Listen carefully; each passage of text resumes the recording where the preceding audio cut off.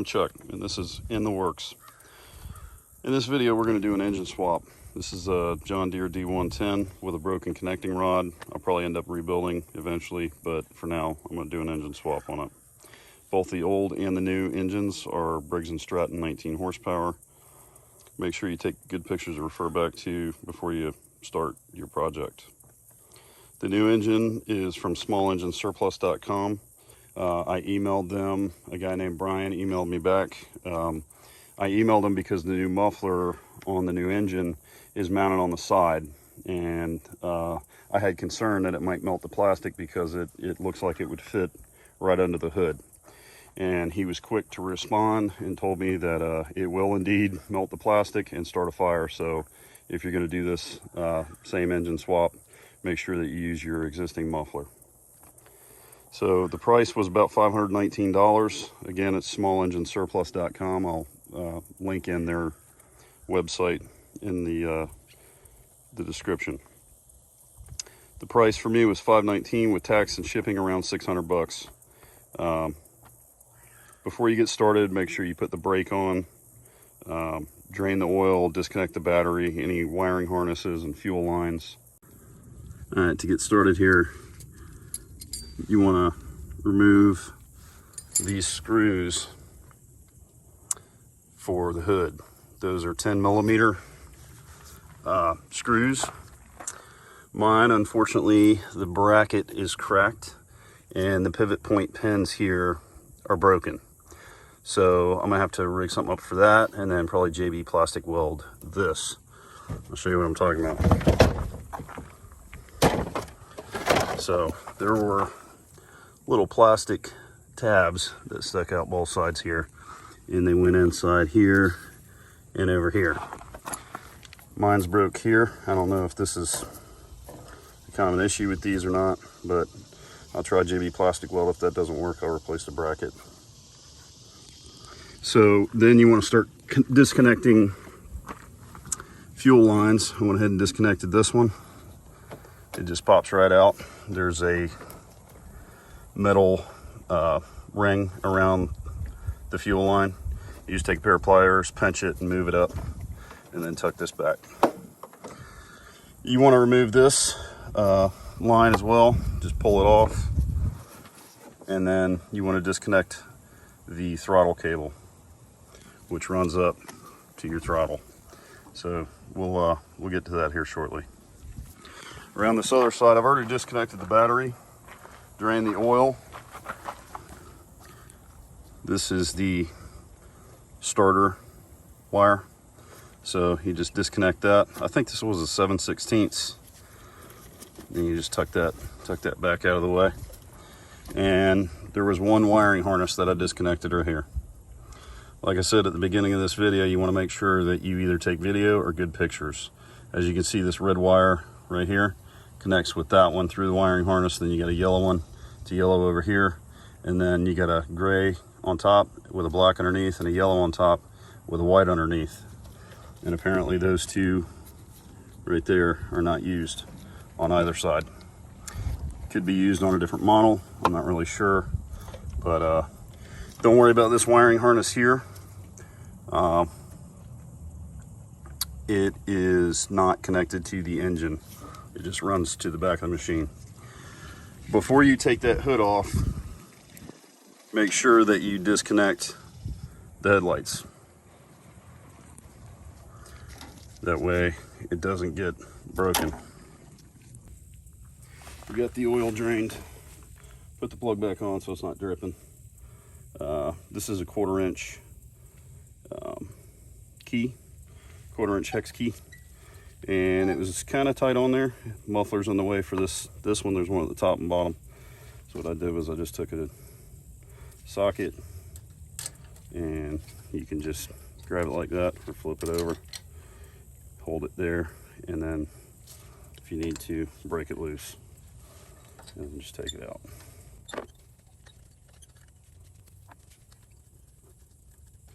And be careful not to strip it, so make sure if it's got any little rust on the inside that you don't just push it in a little bit and then start trying to turn it. Next, we're going to remove the throttle control cable. This is a star driver. You just want to back it out far enough to where you can slip this wire through there, this cable through there, just like that. Then you want to slide this back just a little bit and pull it on out. Then you set that aside. And that's it. Everything's disconnected from the engine and we're ready to move on. All right, next thing you want to do is, before you drop this deck down, which you can do with either this cotter pin or this nut up here, if you take the nut off, you've got to adjust it back and make sure that the deck is level. It's easier to just take the cotter pin out and then drop the deck down. But before you do that, if you need to engage the blades so this prevents the spindle from turning, and then you can get under here and loosen this nut. I went ahead and loosened it. It is a 5/8 socket. So engage the blades, loosen the bolt here, and then you can go ahead and lower this down. So before you do that, you can take this belt and get it off of there. Then you want to take the cotter pin and washer, get it out of there, lift it up, pull this out, let it down. Then you can finish taking this out. The engine bolts, which I'm going to show you here in a minute, there's 4 of them at each corner here.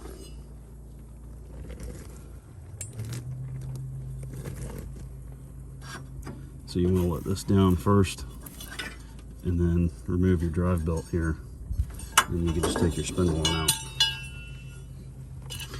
After you do that, you want to get to these engine bolts, which are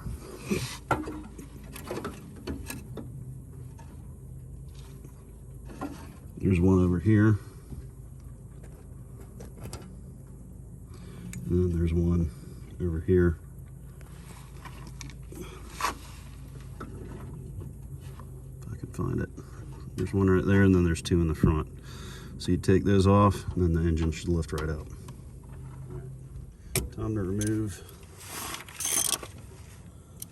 the engine bolts. I'm using a 15.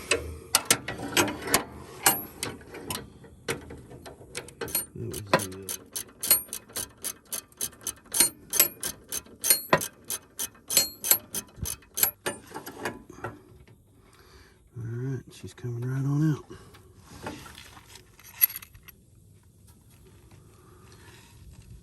Same exact size, length as the front, so really doesn't matter which way they go.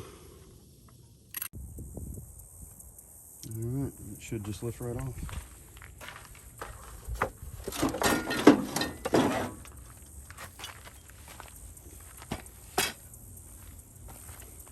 That's it. I'm going to clean up the chassis with some degreaser and get those zip ties off there. I think I had some wires running along there, but I'll get rid of that and clean it up, come back, and we'll continue. Alright, now it's time to put the new one on.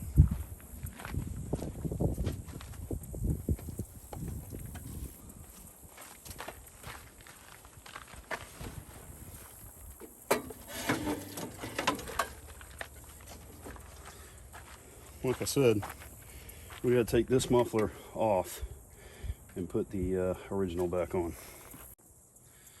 All right, to get this new muffler off, that is a 10mm and 7/32 hex head. Kind of loosen them already. I'll start with this.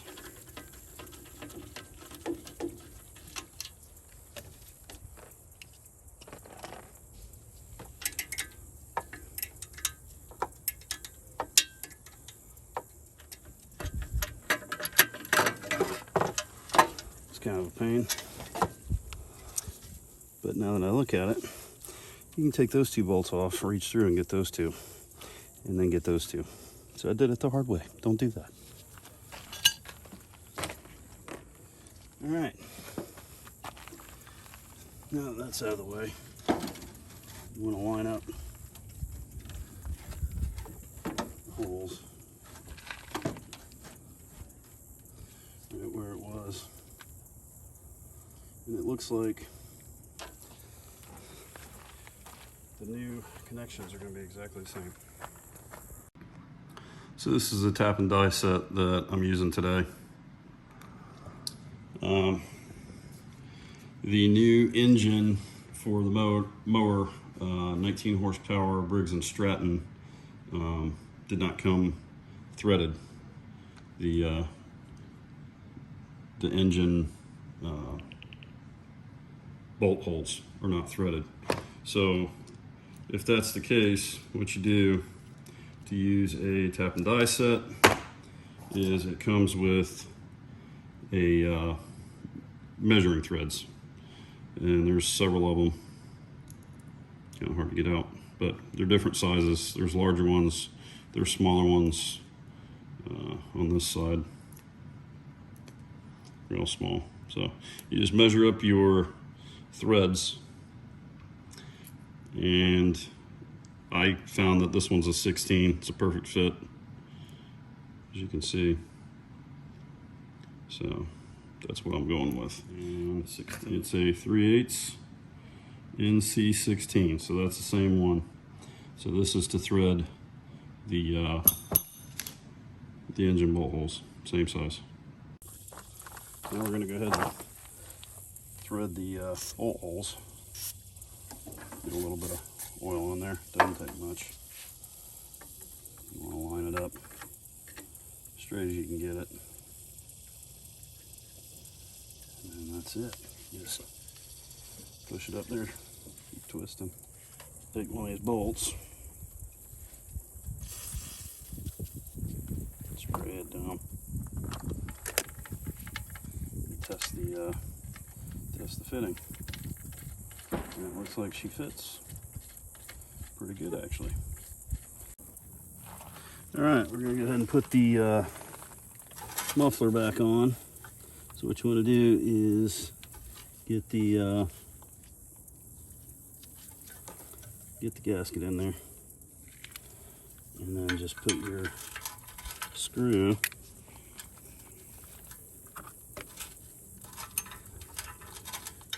in there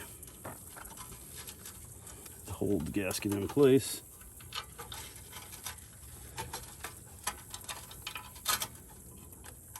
Kind of get them started by hand.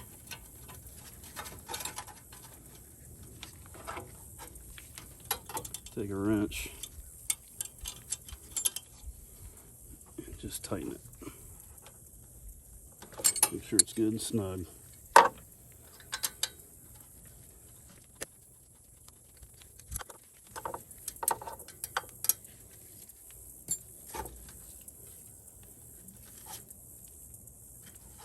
And that's good. So that's the muffler. Moving on to these connections.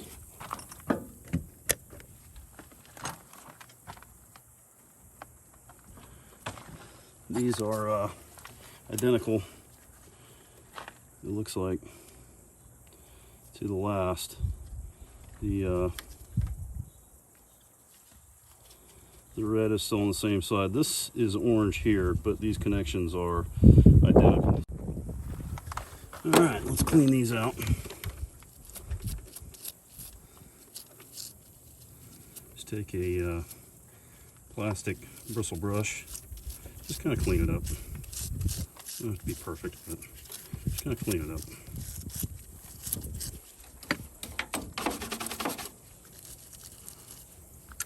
Now, you don't want to put too much dielectric grease in there, because you don't want too much, bleeding out, getting into the other connections. So what I usually do is just dab a little bit in each one of these instead of smearing it on the whole thing, because you don't want them to make connections with each other. That would be bad. So you just take your brush, do that, make sure there's no grease in between them. Make sure the red is on the bottom. The other two are on top, just like that. You snap it together. That's it. All right, so I went ahead and tightened all of the engine bolts. So we just go in reverse. So we're just going to pull this plug off that comes on there, and then you just plug that right back up. I'll have to put a keeper on there, a metal keeper on there, because it doesn't have one. But take this old fuel filter off. Just kind of twist it, grab it, get which way you can.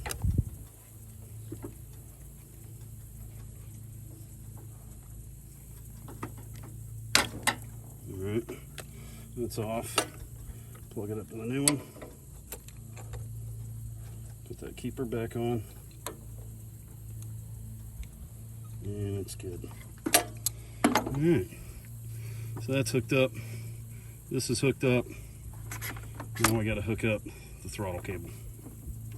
So what you do is make sure that's slid back.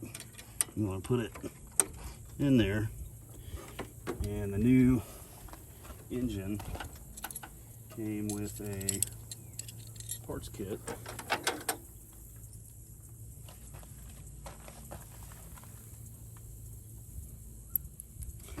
There's a little hole there, and there's a tab on this side. Just stick that in that bottom hole, screw in the top hole. So there's a little black tab here, and that will prevent it from sliding, so make sure you take that out on the new one so it can slide freely back and forth. And make sure that this is adjusted properly so it can slide the way that it needs to operate the choke, or not the choke, the throttle. So, and that's it. Back over on this side, hook up your starter wire. I took the old nut off the old engine because they didn't supply one on the new one. Be careful when how tight you get this, because if you turn that, it can damage the internal. You just want it snug, you don't want it super tight. Alright, that should do it. So there's your starter wire. So I'm going to get underneath, connect the belt, the pulley, and I'll show you that. So to get this pulley back on, you got a keyway here at the bottom. There's a little indentation on the side showing you where it goes. Make sure you pull this top belt taut and make sure that it's all still on all the pulleys that it's supposed to be back there. And look up and match that keyway on the pulley to the keyway where it's supposed to go. And there's a couple of guides up top, so you want to tuck that belt in the pulley as far as you can get it. And that's about where it goes. You just take the bolt, put it back up in here,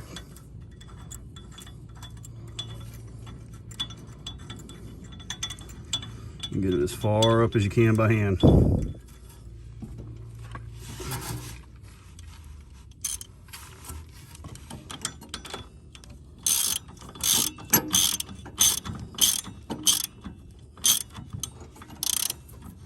Alright, now it's turning to pulley, so we want to go ahead and get this belt back around here. You can pull that and stretch it on around. That back pulley just, it gives you some play in it.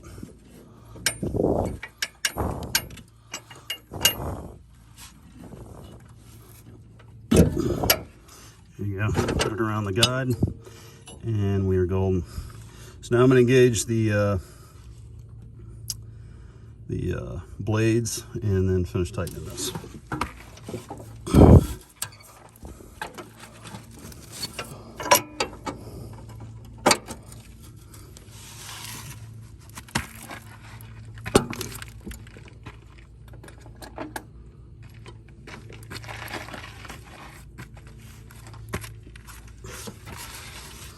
That washer back on.